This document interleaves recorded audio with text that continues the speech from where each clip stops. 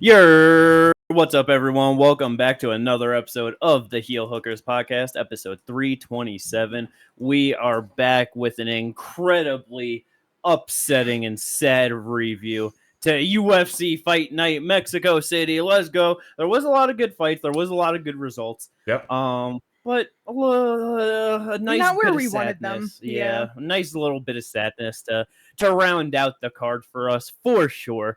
But yeah, before we get into all that, don't forget to like and subscribe. We appreciate everyone that does. But let's get into it. As we said, UFC Fight Night, Mexico City took place last night.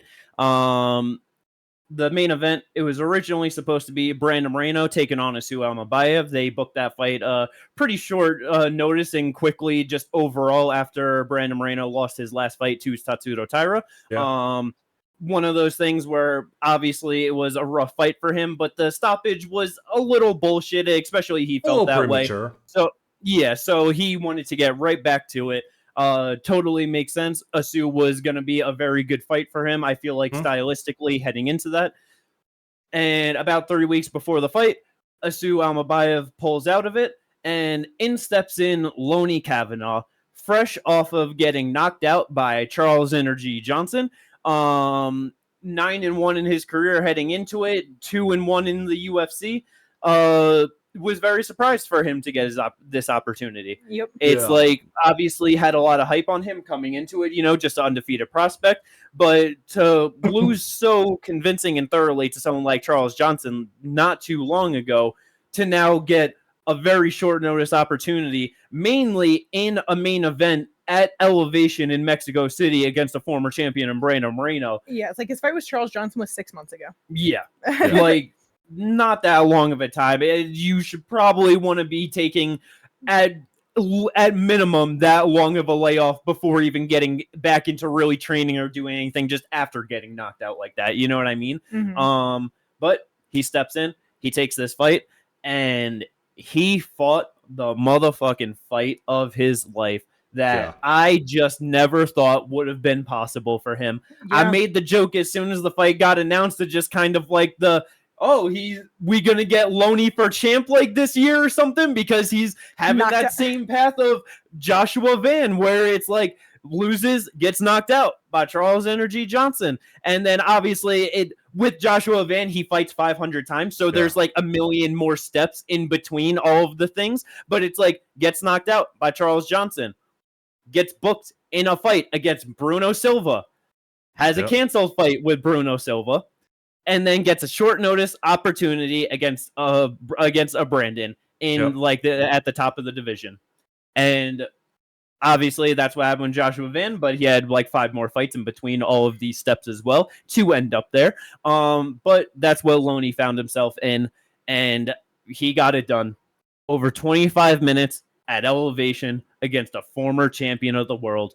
Earns himself a performance bonus for this unanimous decision as well. One judge scored it 4-1. The other 2 scored it 3-2. How do you guys feel about this one? What are your thoughts and everything from this?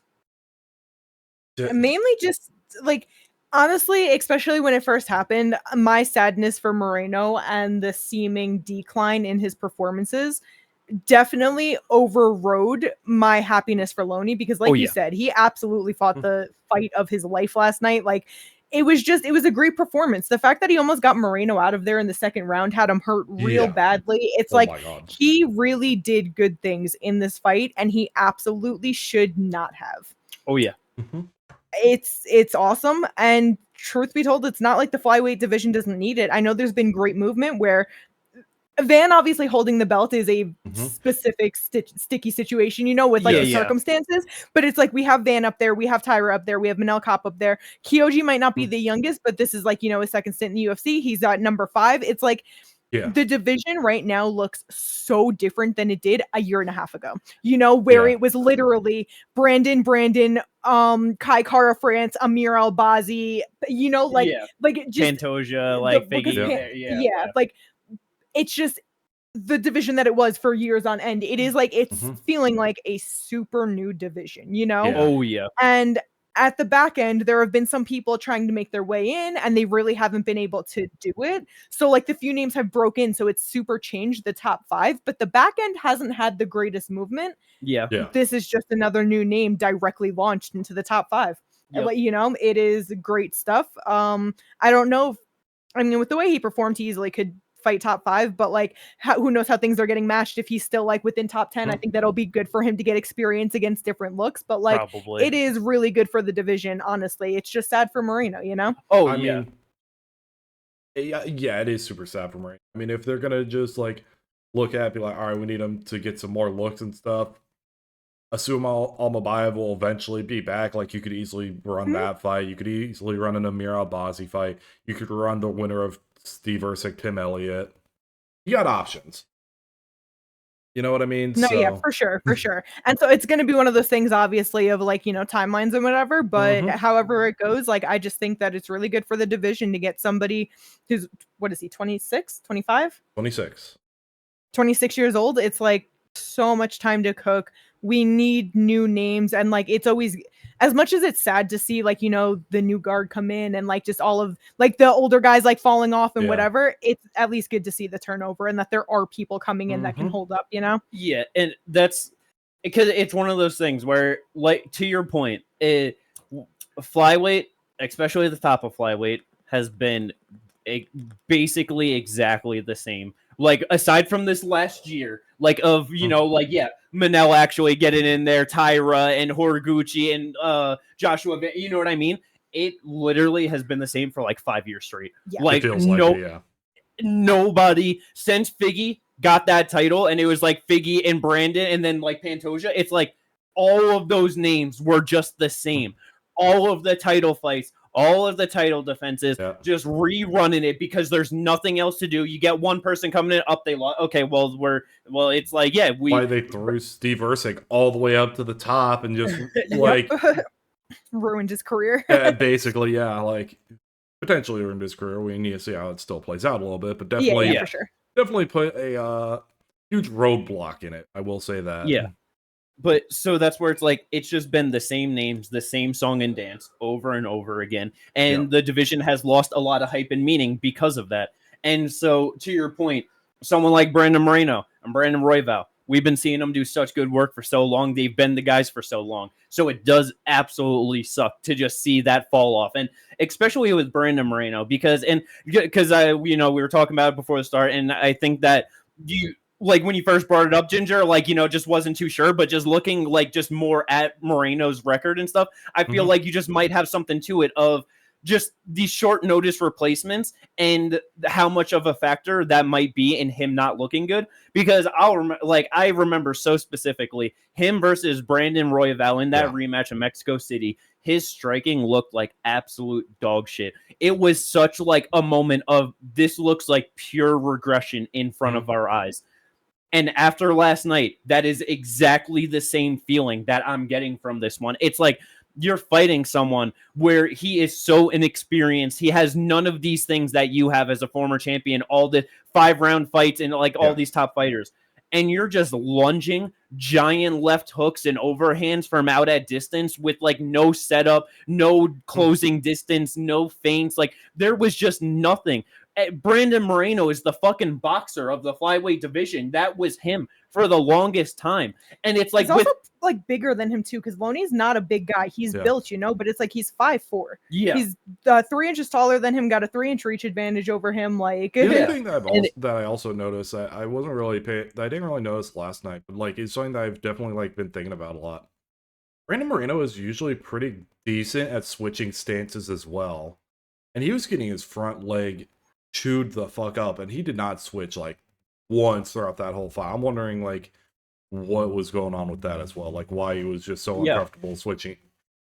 Why he would be so uncomfortable to switch stance. I wonder if the reason why was because Loney was beating the shit out of his leg, but he wasn't throwing it a lot. Like looking at the numbers over 5 rounds, I don't even think he landed 20 fucking. No, it was 19. I'm that's pretty what sure. I thought. 19 to 21. That's what I thought, was that it was 19. He was bruising up and taking big damage on that leg immediately. Yeah. I wonder if he didn't want that to happen to both of his legs. have one of your legs beat up sucks, but it's like to have both of them beat up, you know what I mean? Like, I wonder if that was part of it, of like, bro, it took 2 leg kicks and I'm limping. I'm just going to switch back and forth and keep getting them both chipped away, and now I have 0 legs. Like, I just wonder, you know? That is fair. It's just one of those things where it's just like... Yeah. Damn, like... Could have maybe even just used the movement to not be getting leg kicked so much. Yeah, for sure. Yeah. So, it's just one of those things, yeah. Yeah. And so it just, with Moreno, it's like, I just don't know what... like, that was just such an off performance for him and how he looked. And it's like, just as I was saying, where it's like he was the boxer of the division, and it's like, obviously now with our champion Joshua Van, an incredible boxer in this division, with how he performed like that, it's like, bro, you probably got slept in one. Like, that was god awful. You know what I mean? Like, that was such a terrible showing to think about how he could compete with the guys at the top of the division that he has not gotten an opportunity against. Like looking against how he was trying to throw punches at Loney, who, like you said, is just a lot shorter. And like, you know, Moreno has the advantage in the size, and it's like, it's not like Loney's moving on him, or like he's just standing there out at distance and he's just throwing. Bro, what if he fought Kyoji Horiguchi? This dude is not touching him. He's not landing a fucking punch on Kyoji over 25 minutes. And, you know what I mean? It probably wouldn't even last that long. Like, what is he going to do to Joshua Van? What would he be able to do to Manel Cobb?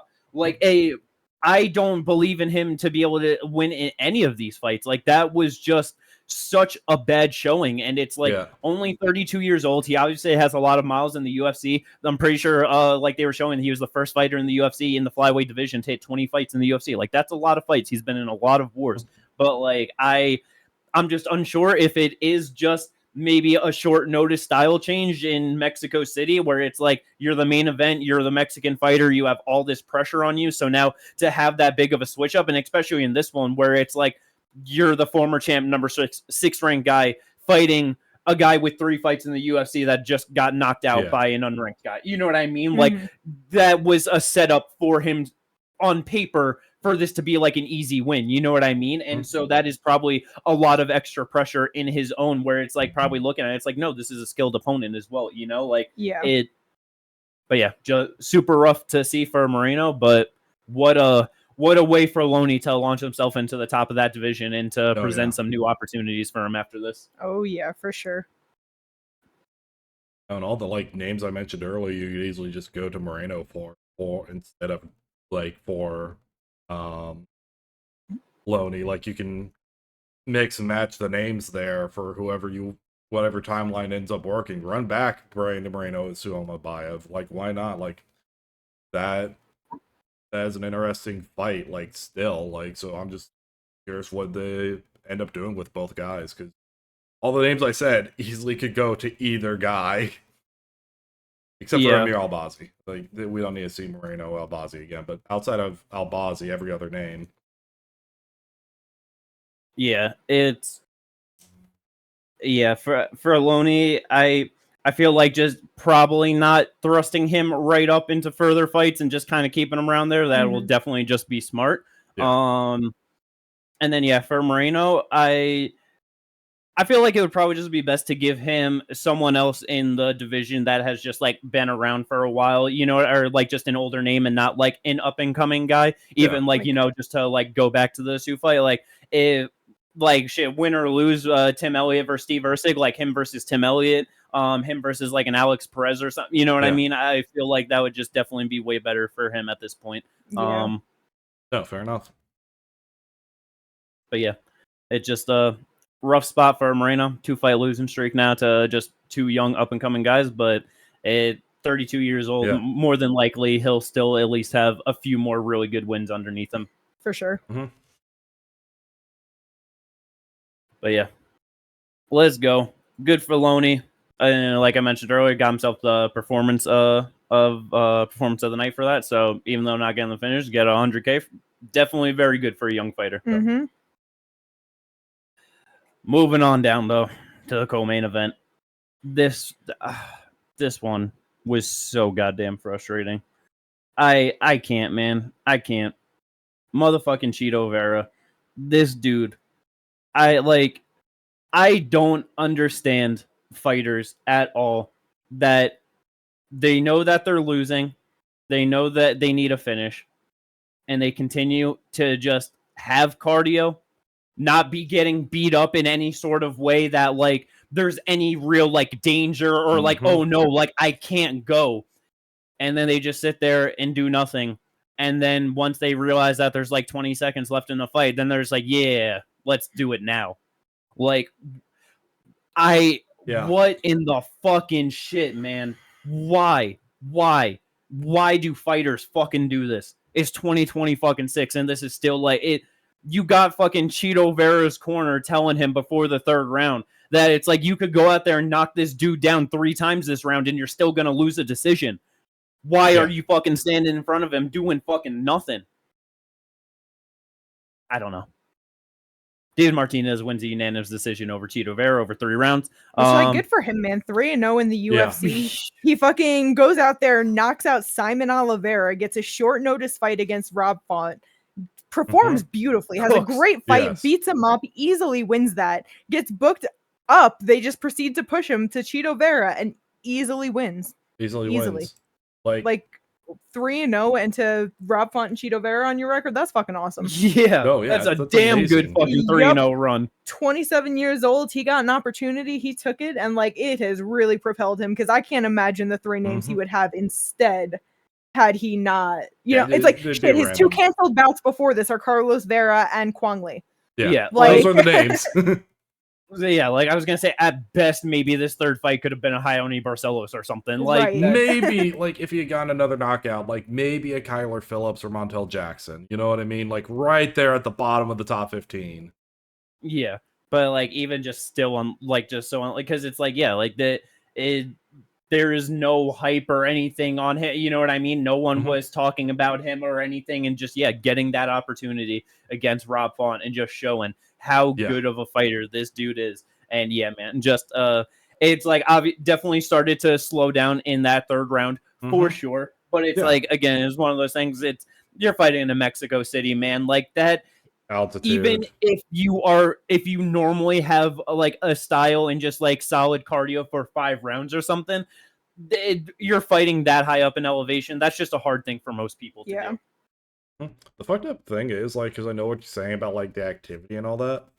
When you actually, like, look at it, somehow, according to the stats, they were not that far off. He threw 2 less strikes in the first, just landed 14. That's the thing. It was just landed way less. 3 less strikes in the second, landed 8 less, and then landed 8 less in the third, and only threw 5 less. Like, he just was not landing is the problem. Yeah, I get it's one of those things where like it definitely just feels that way when it's like you're standing at a distance and just throwing one punch at a time. You know what I mean? Because that's where it's like Martinez is going. He's getting inside and landing multiple punch combos at moments. You know, making things happen. Where Chito is just walking forward. Oh, I'll throw a head kick. I'll throw a side kick. I'll throw a body punch. You know what I mean? And it's just just not doing anything. Like you were saying earlier, like with like the box commentators, where they're saying if you're landing, 45% of your significant strikes, you're or over 40%, you're probably winning. 45% to 28%. Yeah.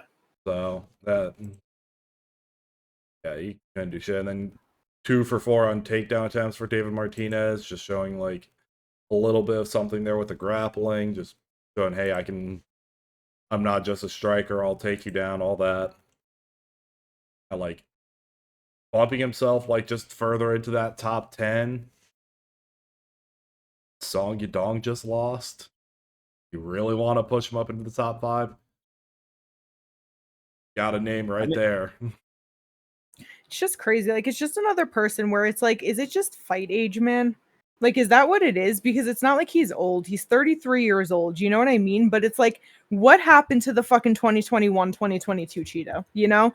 The Chito that went out there and fight of the night with fucking Davey Grant and just put on a great performance and fucking knocks out Frankie Edgar in the 3rd round. The fucking beats the shit out of Rob Font over 3. All of these performances knocks out Dominic Cruz in the 4th. Over 5. Yeah, sorry. But you know what I mean? Yeah. It's like, what happened to these, like, to this Chito, you know?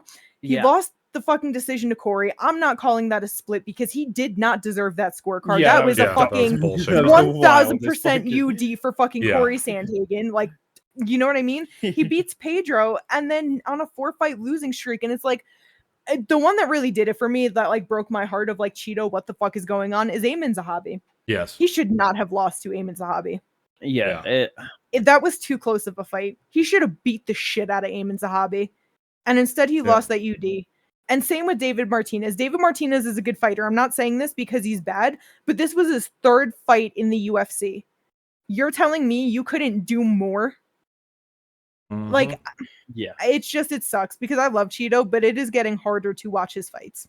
Yeah. If anything, I dread his fights. I have not been excited for his fights. I have dreaded his fights. Like, yeah, because it's just, it's just baffling because that's where it's like, he's always been a slow starter like that, but it's like just to your point of like what happened to the guy, because it's like even before those and like just earlier shit where it's like he would get 2nd and 3rd round finish. It's like he would just go after people and fucking put it on them. I just went to his last like winning streak, you know what I mean? Like, because it's just like because even just before that, like, I remember like that fucking because it was the 5 fights in a row where he got 5 finishes, and I remember just be like, bro, this dude is fucking awesome, and it's like nobody's fucking talking about him. He has no fucking hype on him. He's just some undercard fucking dude that's just beating the dog shit out of these dudes. And then it's like the Song Yadong one. Sure, like definitely, I remember he definitely should have won that one, but like just a close one. Gets the fight with Sean, and it, like that obviously bumped him up. Loses to Jose Aldo, and it like got out grappled. It's one of those things. No shame in that. And then has that other run where it's like putting on these performances, and it's like, to your point, it's 33 years old. This. Obviously the Dom Cruz one at this point we're coming up on 4 years ago. So it's like all of this was pre 30 years old for him, but it's like kind of crazy that you could perform like this pre 30, and now it's like I get that getting into your 30 and fighting more higher level consistent guys, you know what I mean, that are actually closer to their primes and stuff, but it's like, but that's where like it fucking sucked with Amin, because it's like Amin is not that experienced. He was 13-2 heading into that, and he is a 37-year-old fucking man. He's now 38, you know what I mean? It's like it's not like he was this up and coming guy, like where he's 30 years old in his prime. He is out of his fucking prime technically. And like, do you know what I mean? Like, he does have 10 fights in the UFC, but it's like, bro, come the fuck on. Let's say 30, almost 38-year-old, because he turned fucking 38 less than a month after that fight. Damn near 38-year-old Amin Zahabi on his way up. You couldn't beat that man. I was about to say 37-year-old Figgy, I think, on his way down. But at least like that one is at least a little different to me, because like Figgy might be older, but it's like former champ, like he is a very, very good fighter. Like, that one was on his way up, but even then, still, like, and I get what you're saying, but even then, it's just still like this dude's coming up to 135. Like, yes, he's had 2 fights here now, but like you're the established vet who, is still younger than him, but you're getting walked down and stuff. It's just like, damn. It's just, I don't know. Like, I really just don't know what is just going on with him and his inability to just go. Like, it just, I don't know. Maybe because that's where, like you said, it's like, it's not where it feels like that, but it's like he is going and throwing, you know what I mean? So it's just one of those things where it's like, I don't know. Maybe it's just one of those things of he's been in the UFC long enough at this point, and where it's like, even though Amin, it's like he's not some young guy or whatever, and like he is on the older side, he is an extremely smart fighter. You know what I mean? So that's where it's like you're just getting these people that are very competent fighters and good fighters, good talents, and they know how to fight your style. And I was about to say, just have absolutely nothing for it. Like, there is so much footage on Chito Vera. I mean, it's like shit. Even to be fair, with like Dom Cruz, like he got that head kick knockout, but it's like, go and check it. It's like he was losing that fight until he got that fucking 4th round knockout. Like he was struggling with probably at whatever that point, 35, 36-year-old Dom Cruz that is fucking broken to bits. You know what I mean? Like, and then also even with the Rob Font fight, go back and watch that. Like for a majority of a lot of those rounds, Rob Font is winning, and then Chito Vera just lands one, cracks him, he goes down, and he's just able to win the rest of the round because of it. Like, Yeah. Like the numbers on that one are always really funny to look at because it's like, it's like Font was doing way more, but that is just one of those fights where it's like Font might have done more, but the damage was crazy. Oh yeah. It wasn't even the fact that he was dropping him in damn near every single round. It was like he was busting him up. He was bloody. He was fucked. Because it's like I know sometimes people are just like, oh, he knocked him down, but that's it. Like he was winning the rest of it, and it's like I don't know, like. Font might have been fighting his way through all of those fights, but Chito was winning all of it. You know what I mean? I think I kind of get what. But yeah, it sucks. Sucks to be a Chito fan. 4-fight losing streak now. Yeah. All decisions, man. Like it just getting rougher and rougher to watch. I was about to say, y'all ready to have him fight Peyton Talbot? That's possible. That's honestly. I feel like it's either going to be Payne or Vinicius, but Vinicius is just lost. Vinicius is going up. Yeah. He said that he's moving up. Oh, that's right. All right, so it's either Payne or Kyler Phillips. Yeah. Bro. I wish they would give him Kyler Phillips, man, but they won't. They'll give him Peyton Talbot, and Peyton Talbot's going to beat the dog shit out of him. Kyler Phillips, on the other hand, will get exhausted after the first round, and Chito actually might be able to finish him. That's the thing, though, is that I kind of don't want them to give him Kyler Phillips because that is a fight where it's like, yeah, he definitely should be able to find that knockout, but when he ultimately doesn't, and that's just going to be even more fucking frustrating, you know what I mean? Because Kyler fucking moves. He does. And so it's like he is just going to be on the retreat, just throwing shots at Chito the entire time. He will easily win the first 2 rounds, and if fucking Chito just doesn't go for it in the 3rd round. Yeah, but Kyler's dumb. Yeah. You know, like Kyler could definitely fuck some things up. Like, let Chito go for a takedown and he gets taken down. His cardio's fucking cooked. Let him decide he's a fucking dumb piece of shit. And he's like, I don't want to get knocked out. I'm going to take Chito down. Cardio's cooked. He's not doing anything rounds 2 and 3. Yeah. Let him move too much in round 1. And half of round 2, Chito is then taking over. As much as Chito has disappointed me, that'll be the one where I will never, ever, ever, ever fucking root for Chito again if he doesn't capitalize on the fact that that's definitely going to happen. No, I know. and that's, yeah. I get your point, and that's where I'm just worried that he is going to piss me like that. Not because pound for pound, Kyler has the worst fucking cardio in the UFC, bro. Probably, man. I honestly, I have never once before in my life, especially someone at 135, you take someone down, hold top position for the first round. You don't scramble. You're not working hard. It's like there was obviously some work, but it's like not crazy. Like you said, some. Yeah. And exhausted. Sergey Pavlovich. I mean, not Pavlovich. I meant to say Spivak, but either way, both work. Can do more off of what they did. Like pound for pound. Yeah. Worst. Fucking cardio. Like Derek Lewis could grapple longer than that, bro. That was because then on top of it, because then the other thing is, and this is why he also gets tired in the striking. I'm sorry, I know we're spending too much time on it, but I have to say it. He likes to do flashy shit. He will throw fucking 17 spinning wheel kicks in the matter of a minute and a half, and you'll be able to watch him not breathe, and he's still gonna spin on you. And now it's just gonna look bad. Like he's gonna gas. He gasses every time. But anyway, moving on from that disappointment, but also great showing from David. Again, another person that I'm very happy in for them to just do what they're doing. It's just on the opposite side is just despair. So yeah. Just because that's where it's we watched him against Rob Font. It's like, bro, this dude's gonna fucking do good. You know what I mean? And so just to just see that progression, to just see the progression and just have to see it against Chito and just it just sucks that it was Chito. Is the biggest. Figgy's next? Or you think they give him Eamon and hope that they can bump Eamon down? Like I said, Figgy, Eamon, Song are all potential next fights. Yeah. I would like to see the Song one. That's the one that I would like to see the most. That is easily the most interesting one to me.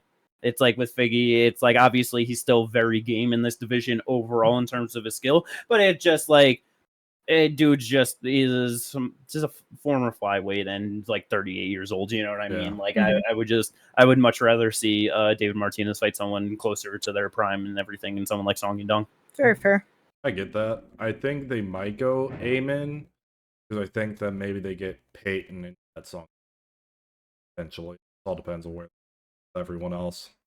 Yeah, I for a very long time I was pretty confident and like felt like I had a real good beat on just like matchmaking and how the UFC operates and decision makings and certain things. You know what I mean?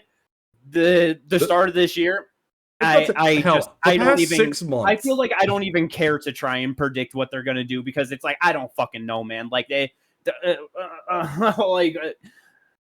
Peyton just beat fucking Henry Cejudo. He might get a title shot. Who fucking knows? Like, you know what I mean? Like, could be him versus Sean O'Malley next. Who knows? Like, yeah, like it's who knows? It doesn't like it.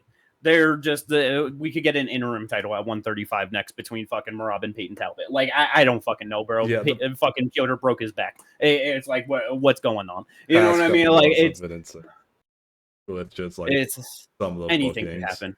Anything could happen in the world, you know? Like, it's Speaking of fucking anything could happen, holy fucking shit, in the good old year of 2026, motherfucking King Green out here scoring knockouts in the UFC over young up-and-comers. What the fuck is going on? He went out there and absolutely mollywopped Daniel Zellhuber like it was nothing. Vintage King Green performance. Yeah. Walking him down, hands down, talking shit. Like, beautiful.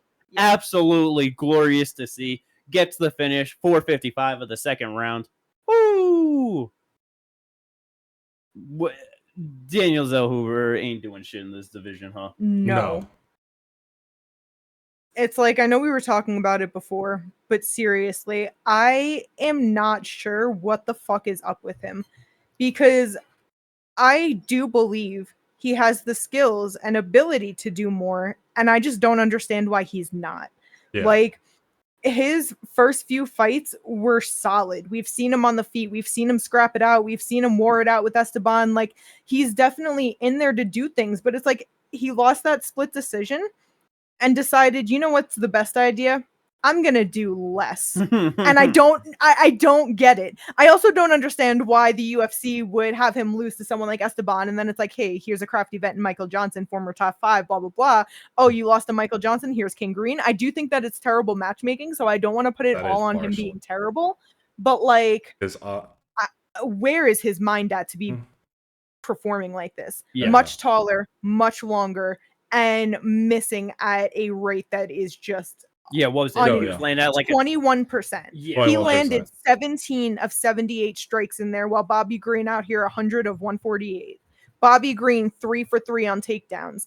Bobby Green walking forward, hands fucking down, because even for the few shots that Zellhuber was landing, he wasn't throwing with any real intention, and a lot of it felt panicked.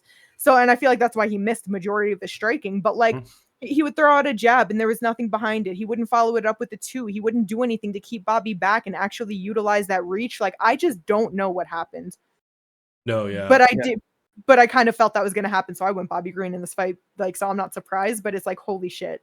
Yeah. Holy shit. I definitely would have preferred his canceled fights. I think Ellis Brenner, it would have been a close fight, but I feel like he would have been able to do something there. His other canceled fight was Austin Hubbard, who he should have beat the fuck out of. But those fights didn't happen, obviously. That's when we get Michael Johnson, crafty vet. He wins. And then, they give him the craftiest of vets in King Green next for no apparent reason. And I do like they called out Michael Chandler, though, for his next fight. So let's get that. You say King Green did? Yeah. Oh, yeah. Oh, I didn't know that at all. I totally forgot that I saw that. Okay. I need it. That is not ever something I have even remotely come close to thinking about. I want that so bad. Yes. Yeah. Bro, that sounds incredible. I just need to see a 0% hit rate for Michael Chandler as he's winging hooks at Bobby Green.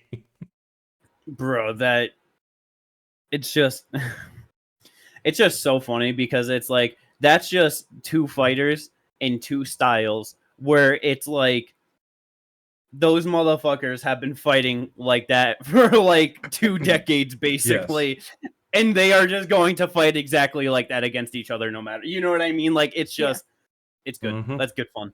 I would love to see King Green get a knockout on that one. That would be fucking glorious. That'd be awesome. Both of them could definitely score a knockout on that one over each other easily. Like that is one touch of death. Michael Chandler lands on King's chin and he's done. Like it's done. But the amount that Chandler is gonna have to work in that fight, he's gonna get tired. Yeah. But yeah, it's just but like you said though, I really the matchmaking in the UFC is just it's so wild sometimes of just like it's like what in your right mind, like what makes you think you watched that fight of how it performed of Daniel Zellhuber and Michael Johnson and how he lost that one?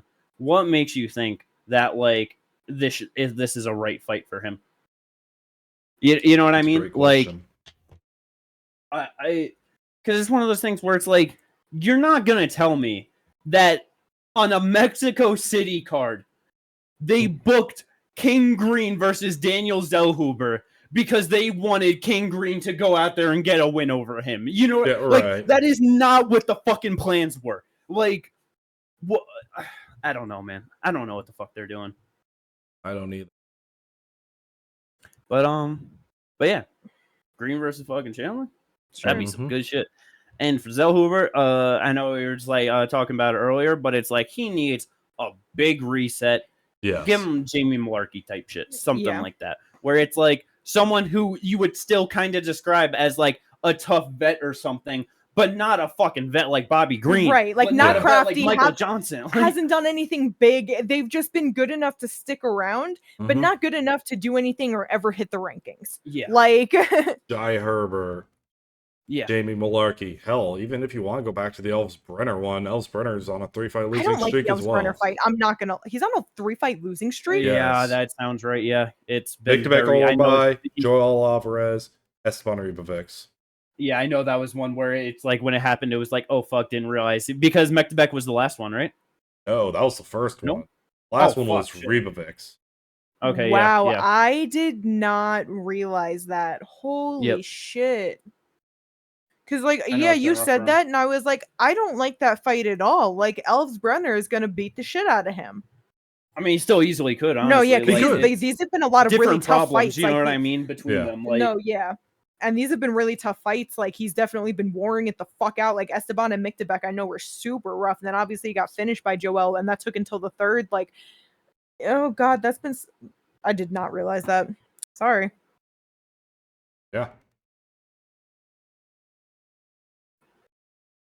Which is honestly, it's one of those things where it's like both extremely flawed in very opposite ways, and both kind of work pretty well for each other of like a test to like get back on the winning track. Who gets to keep their UFC contract? Yeah, because it's like obviously like Daniel Zellhuber, it's like he doesn't have good defense, like he's struggling to get like good offense going. You know what I mean? Like just struggling with a pressure forward fighter, or just people that could put it on him. And it's like that is what Elves is gonna do. But Elves also just struggling of like walking into shit and like not having defense and just absorbing way too much damage. And it's like Daniel can definitely land on him and would like with that style, you would think that it's like, okay, if Zellhuber's like, I need to fucking land something, he should be able to easily land on him. And so it's like both of them on 3-fight losing streaks. That is honestly just, put them against each other, and whoever wins, just give them a continuation of a reset, and whoever loses, that should just probably be reps in the UFC more than likely.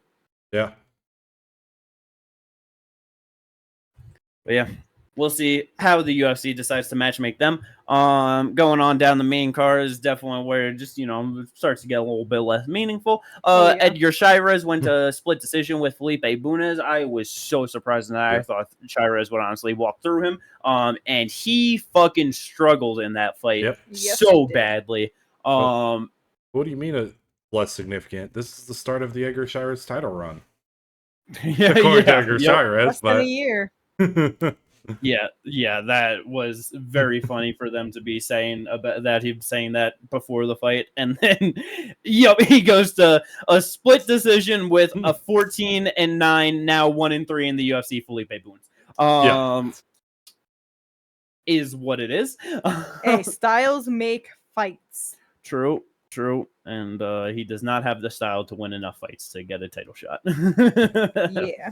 To be fair, his only losses in the UFC are the current champion and the current challenger. I know, it is really funny.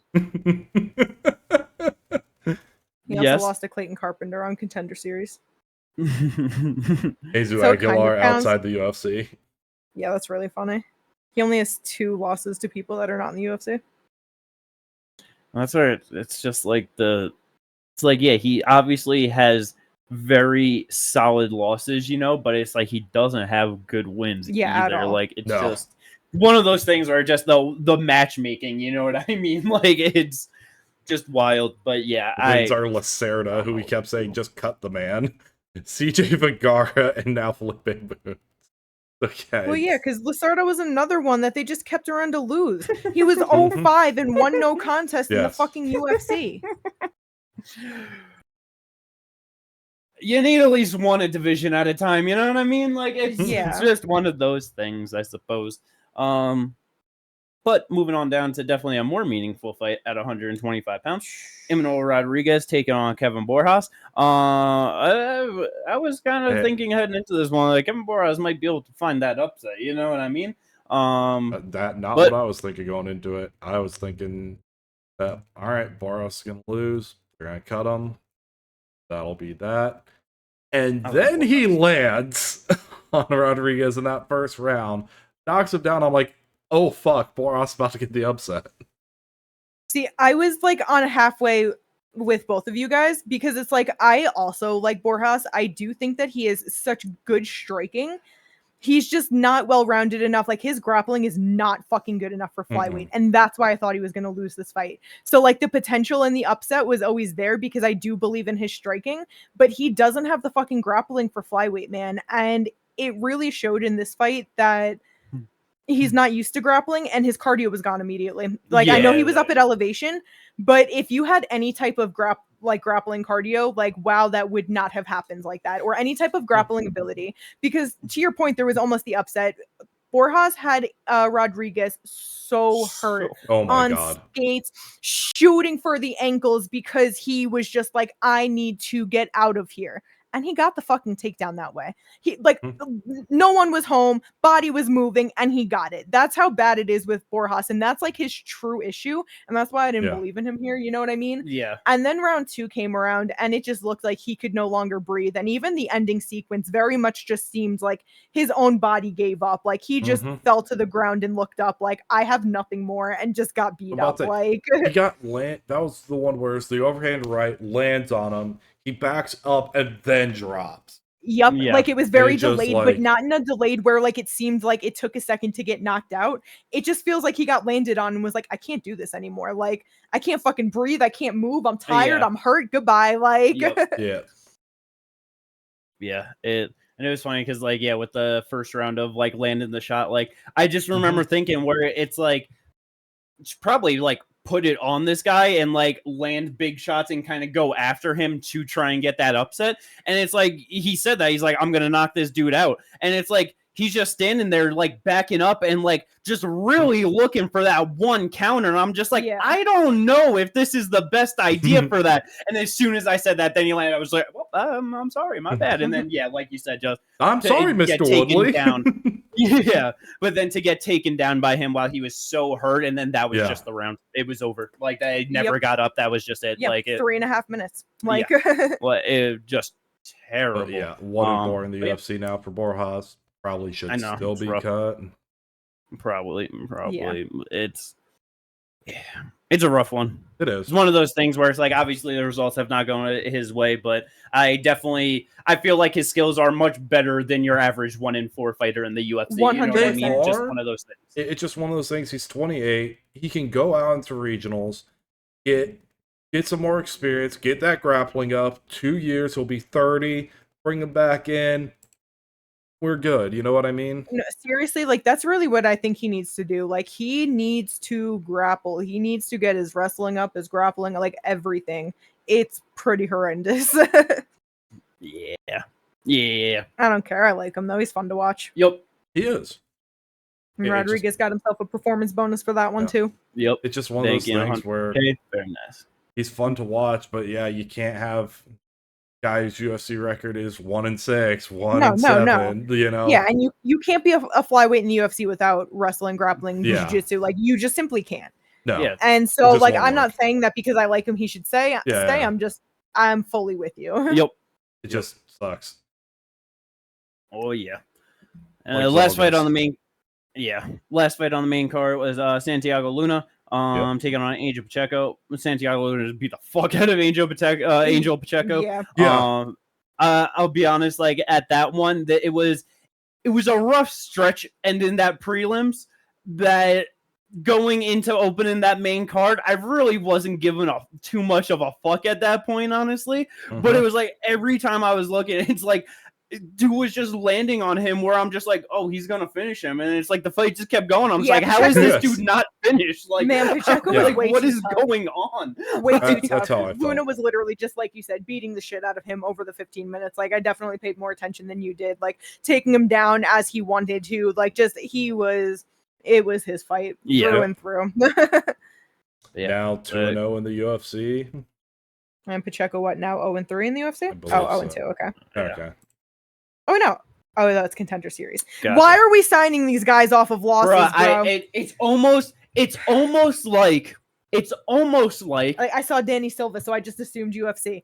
Contender Series. It's almost like if a fighter isn't good enough to win on Contender Series, it's almost like they're not going to be good enough to win in the UFC. I was about to say, I went to go look at Ailin Lauren to see if that was a short notice fight for him, because it wouldn't show on Angels.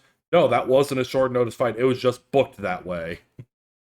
Yeah, because it's like, speaking of that, fucking the last fight on the prelims, fucking Jose Medina. Like, it is like, he lost on Contender Series, got signed because of how tough he is. Dude is now 0-4 in the UFC. It was so crazy with you bringing up before of like, this dude was an 11-2 fighter before getting introduced to like the UFC like world. Yes. Yeah, because it's like including Contender Series, he is 0-5 under the UFC brand. Like, or Dana White's brand, whatever you want to, you know what I mean? Like it's like to your point, getting signed for being tough is horrendous. All that means is you got beat up really well. Yeah. That's literally all it fucking means. That's a crazy sign. If Dana had said, go back out, we'll bring you on next season, we'd all be cool with that. That'd been fine. He would have gotten more experience on the regionals, not to probably take that much damage.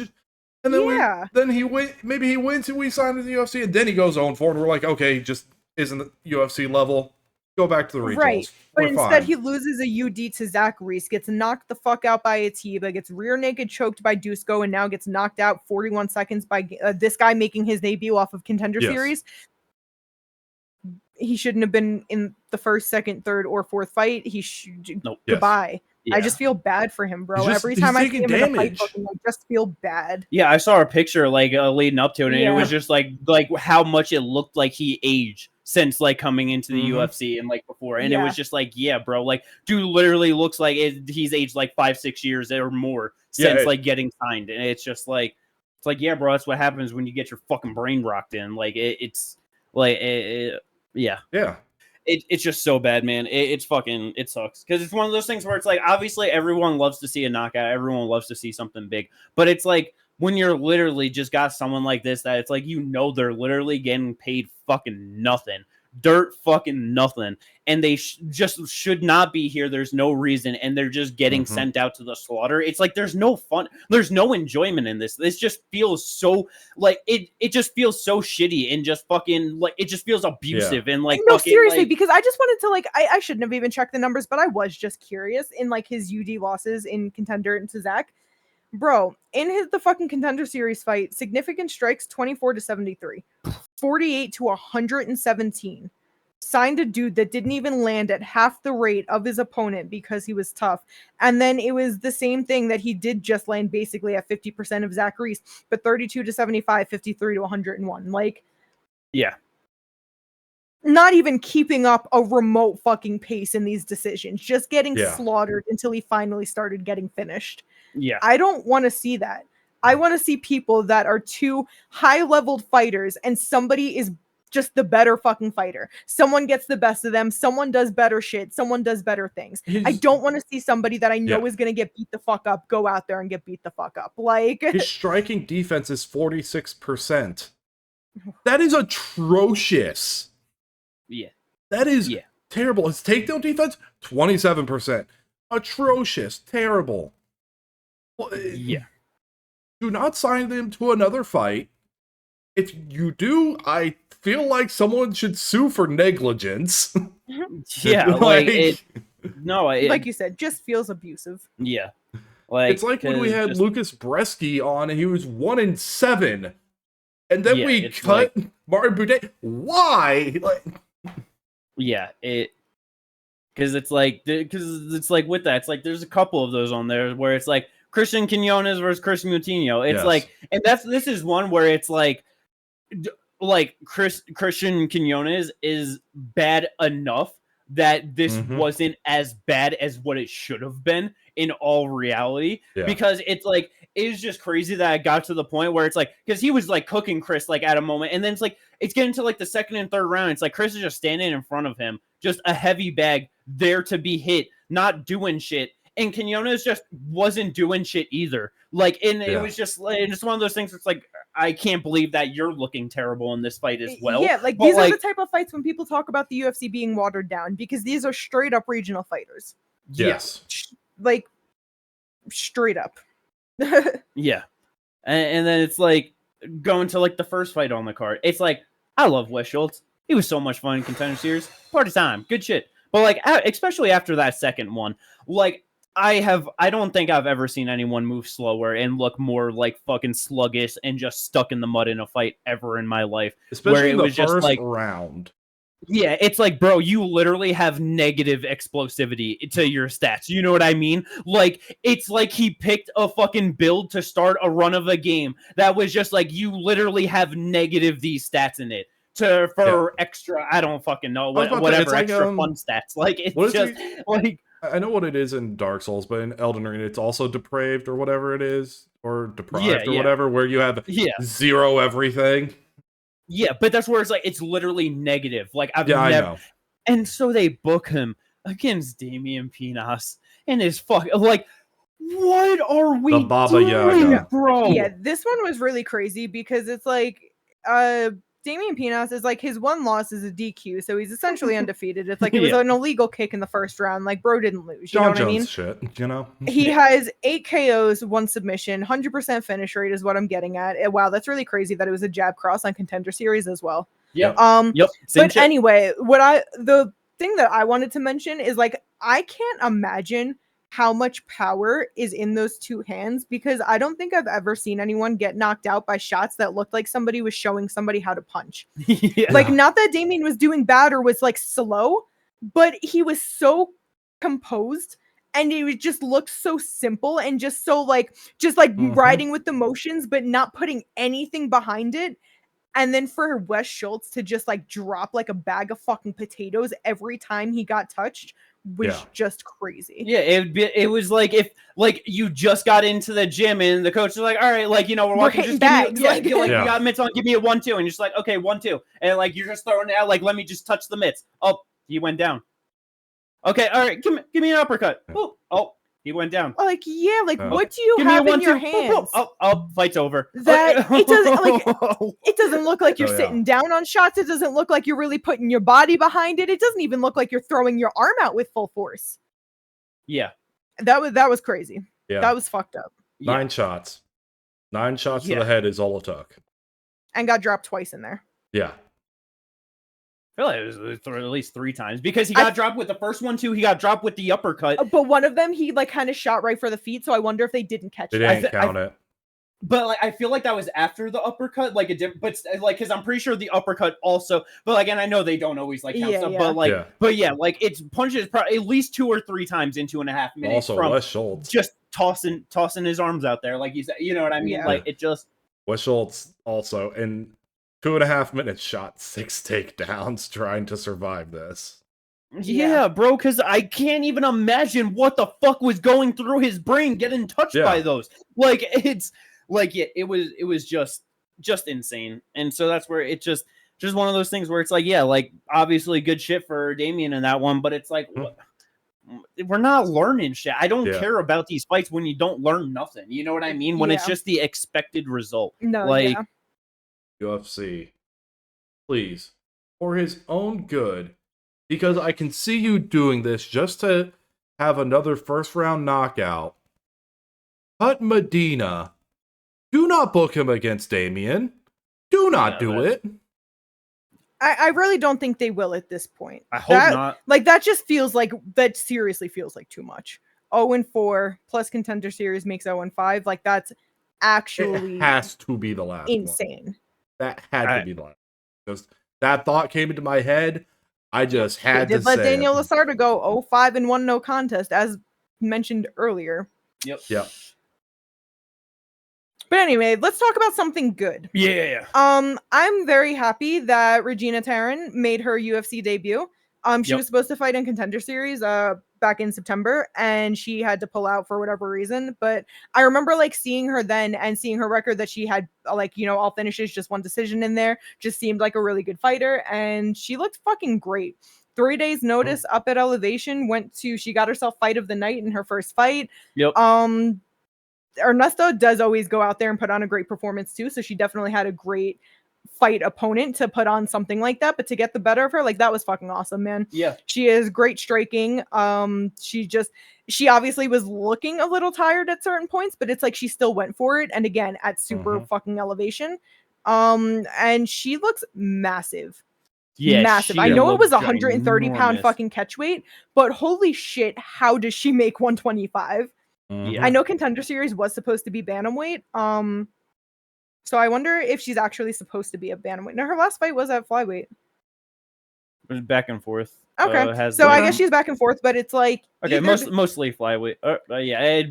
Right about even between flyweight, bantamweight, and catchweights at 130. So it is what it is. But either way, so you know, it's just like either division they want to put her in. It's like all the divisions really need life in the women's divisions right now. So it's like no matter where the fuck she goes, I'm just happy to have another edition where she's exciting, she's fun, she's 21. Like, we need it. Like you said, it doesn't fucking matter who, where, whatever. Just get somebody in these divisions that's gonna put on fun fights. That's it. Exactly. Get some excitement, get some fresh blood in here, and just get something cooking where we could actually have some excitement for some of these people that are in the rankings for like future contenders. Yes, exactly. Yeah, like I said, definitely also I'm gonna being fucking 21 in just a short, what is it, 3 days notice? 3 days notice. Yes, 3 days notice. You get an opportunity into UFC and you just banked yourself 100K. Good for you. That is that is so much better than it's like. I mean, it's one of those things where it's like just kind of feel bad, just like keep on going back to it. But it's like Jose Medina. It's like dude has gotten fucked up in 5 fights between Contender Series and UFC, and you easily just made more money than him. Yeah, like. Yeah, you know what I mean? Show money, win money, and 100K bonus. Easily has made more than him. To say, he has not made a win bonus. Yeah, it's like literally at best between the UFC fights, like if he was graced with the 20-20 contract, you know what I mean? He made 80K from getting fucked up in those 4 fights. Like 100K bonus, pretty damn good for you. Yep. Yeah. But yeah, that and then Ailin Perez got a unanimous decision over Macy Chiasson. That was upsetting. I was sad that Macy lost. I figured that would happen, but I had to root for her and believe in her anyway. Yeah, just another person who's been performing really fucking badly lately, and I'm not really sure what happened. Yeah. Just super underperforming, making bad decisions, doing dumb things, and just really losing because of it. Like, yep. It's like she had a good first round, like, you know, being able to like get the back and like, you know, just have good moments like in but her even grappling that was in like her own meh, way. But you know? Yeah. It's like the one fucking part that got me was like when she was going for the fucking leg or like like because it's one of those things where it's like she did like go for the leg and then was using it to like get up and like to further different positions, which was obviously good. But then there was just one moment where it's like she's just going for the fucking heel hook and it's like, bro, you're not gonna fucking get this. And then she starts getting into a position where she can easily go for a calf slicer, and it was one of those things of like, brother, it's right there. Just fucking take it. Try and go for the back. Use it to take the back, whatever. And then it was like, as Ailin Perez started to move to get out of like the like that entanglement, then she started to kind of like sit forward towards it. And it was just like, oh my god, like it just that pissed me off because she could have had such a nice moment there. Yeah. And then even with taking the back, it just felt like she wasn't doing enough to actually maintain her position in a good way. She ended up getting the body lock, but even that was worrying me with how long it was taking her to actually lock something up. And then she just easily got slid forward a little bit. And you're already fucking 6 inches taller than somebody. You cannot be but on their waist. You can't do it. You got to be on their hips at the very least. You cannot be up here, bro. Like what? It felt just disappointing. Like, yep. But good for Ailin. Yep. She's been doing the damn fucking thing. She lost her debut in what, 5-fight win streak? 6-fight? Yeah, 6-fight win streak now. Yeah, like awesome for her. For sure, most of those against ranked opponents as well. So Jocelyn, Carol, and Macy. So she's got at least 3 in there. Yeah. And I don't understand her call out because first of all, she said that the people in the top 5 are running from her. And this one just made negative zero sense because not only is this girl not in the top 5, she is not in her division. Tracy Cortez is ranked number 8 at flyweight. You are number 7 at bantamweight, and you just won another fight and are easily about to move up at least 1 spot. What the fuck are you talking about? I don't know, bro. That was like all I could like when that happened. All I could think about was just like, damn, what was a worse call out, that or fucking Buckley trying to call out Conor McGregor? Like, you know, I'm like, because both like that was my instant thought of like, what a waste of microphone time. Like, it's literally just like, what in the fuck was that? Like, I don't know.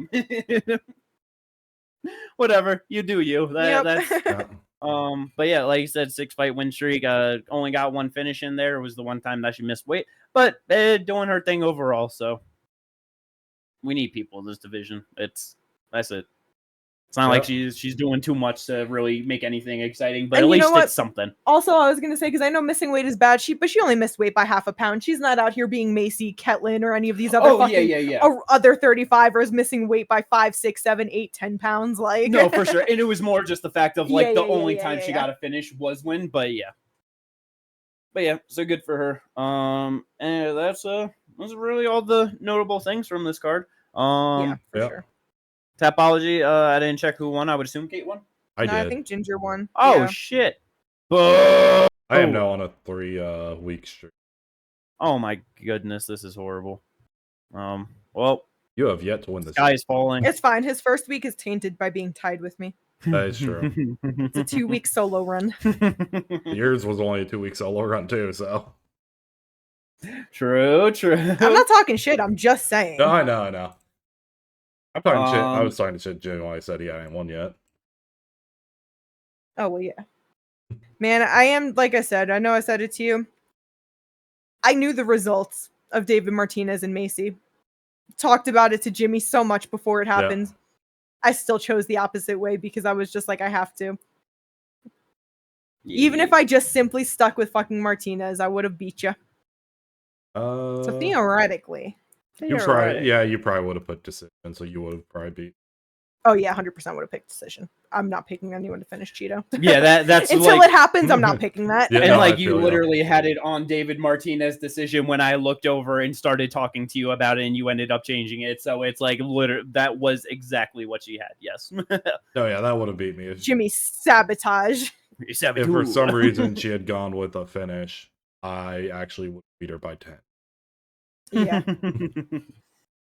But yeah, and then was Moreno the only draft fighter? No, Jimmy had David. Ginger I had had David. Martinez. Gotcha. Okay, yeah. So I am now 7-1. This is And I lost with Moreno, so I'm at a nice 2-3. I'm back to negative. Very good, very good.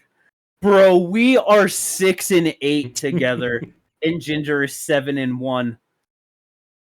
Yeah, I don't know why you're surprised. It's just getting worse every week. Did you not feel the vibes directly after making this list? No, I felt I had good vibes. Oh, well, I told you mine immediately. Literally, list was made, and I was like, I'm losing this year. And here we are 5 weeks into, or 5 fight events in, 2-3. I'm like, yup, this is like... Hey, Jimmy, next week you at least have a chance to go even with Max Holloway. Bro, with how everything's been going this year, I'm just preparing for the worst. No, Maxi Boy is winning. I'm so scared. I'm so scared. Oh my lord. Well, catch you next week to talk about that. Yeah.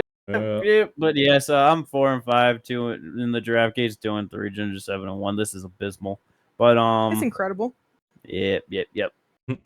But that is everything for this episode of the podcast. I hope everyone enjoyed this one. Don't forget to like and subscribe if you did. And we will catch you, on the next one to talk about this next numbered event. BMF title on the line. Maximus Bless Holloway taking on Charles Du Bronx Oliveira. Let's go. Peace out, everyone. We'll catch you then.